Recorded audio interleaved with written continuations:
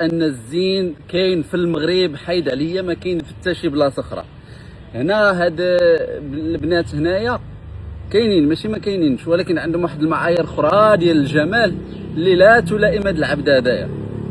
فكتكتشف ان الجمال الحقيقي كاين في المغرب اخويا. انا كذب عليك، رانا تنقول لك هنايا لا العينين لا الفورما عندهم اخويا، هما عندهم قد ما كنت رقيق، قد ما كانت البنت رقيقه قد ما راه مزيان.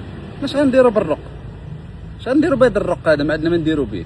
فهنايا عندهم واحد الثقافه مفرطه ديال السكين كير، يعني كيتهلاو في ريوسهم بزاف. كتجي عندك لابسه ومقاده ومريقله ومديره 3000 درهم ديال الماكياج، ياك؟ مقارنه مع المغربيه تجي عندك ما مديره لا ماكياج لا حتى شي حاجه، ولابسه غير 300 ريال، تتفوق عليها. تحيه كبيره للمراه المغربيه، وتحيه كبيره للجمال المغربي الاصيل.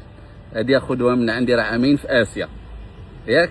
راه ما كاينش بحال الزين ديال المغرب. هذه هي الهضره. سيرتو مثلا الجمال ديال الامازيغيات، ديال الناس ديال دكاله، البنات ديال عبده، الشماليات ديال وجده، ديال الشرق، الصحراويات، هذاك الزين كله اللي كاين في المغرب تقرب عليه هنايا والله لا لقيتيه بالريق الناشف ما تلقاش.